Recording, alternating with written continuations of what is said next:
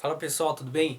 Sejam muito bem-vindos aqui ao Maratona Estudante. Eu me chamo Henrique Pires e a gente está aqui para dar continuidade ao nosso estudo de geomorfologia. Hoje nós vamos falar a respeito das placas tectônicas. Então, o que são placas tectônicas? São fragmentos da litosfera. Nós vimos nas aulas passadas que a litosfera é a camada sólida e rochosa da superfície terrestre.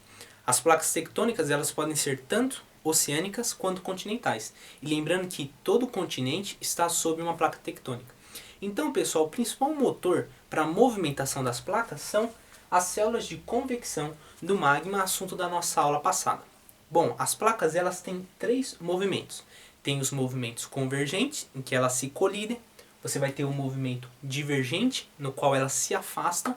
E também o movimento transformante, em que elas se movem lateralmente umas às outras. Na aula de hoje a gente vai focar apenas no movimento convergente. Então vamos para o nosso primeiro exemplo.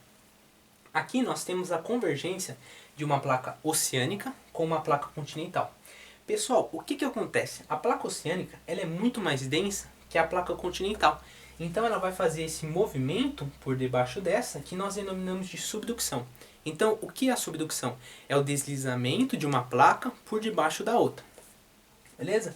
O que acontece, gente? Quando há esse movimento de subducção, nós temos um espaço entre essas duas placas. E esse espaço é denominado de fossa oceânica, ou fossa abissal, que são os lugares mais profundos do oceano.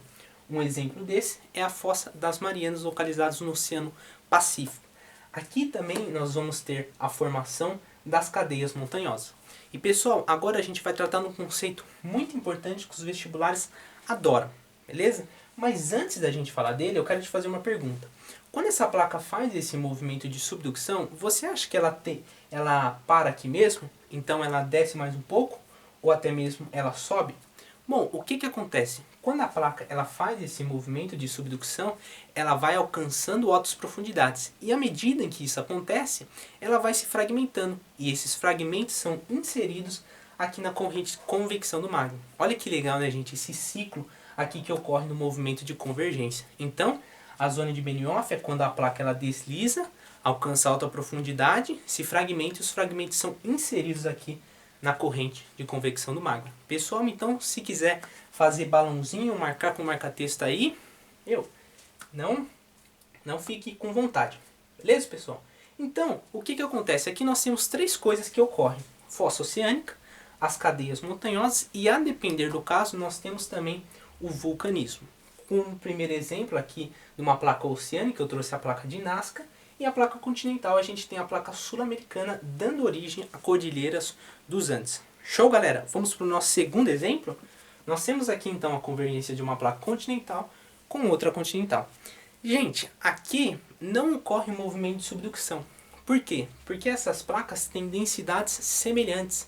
Lembrando que semelhante não é sinônimo de igual, por mais parecido que seja. Então, por conta de ter densidades semelhantes, a gente vai ter um movimento de obducção, ou seja, enrugamento da crosta.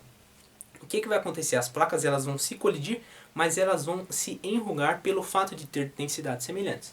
Show? Então aqui nós não vemos a presença de vulcanismo, nem mesmo de fossa tectônica, salientando aqui apenas a formação das cadeias montanhosas.